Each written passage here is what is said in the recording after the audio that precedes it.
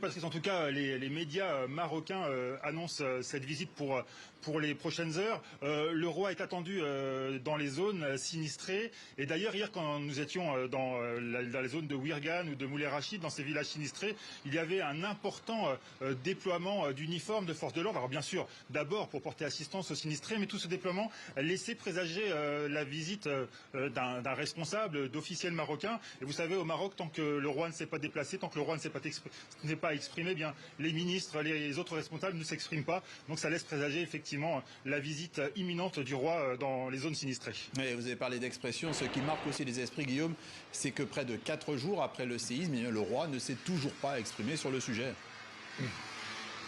Oui, alors vous savez, le roi du Maroc n'était pas dans le royaume quand la terre a tremblé. Il était à Paris pour se faire soigner d'une maladie auto-immune qui l'affaiblit beaucoup, qui menace son cœur. Mais dès qu'il a appris la nouvelle, il a pris l'avion, il est rentré à Rabat. Alors il ne s'est toujours pas exprimé. Dimanche, on a vu des images d'une réunion de crise montrant qu'il prenait les choses en main. Alors il faut savoir qu'ici au Maroc, il n'y a pas une communication de crise comme on peut la connaître en Europe avec le président qui s'exprime à chaud. Ici, il faut sans doute souvent attendre plusieurs jours avant que le roi s'exprime, mais ça devrait arriver. Alors il y a effectivement quelques critiques sur ce délai de prise de parole, mais principalement les critiques qu'on entend ici au Maroc, c'est plutôt sur la lenteur des secours qui peinent ou qui n'arrivent pas à atteindre les villages les plus isolés dans le Haut Atlas, les villages sinistrés qui sont encore livrés à eux-mêmes.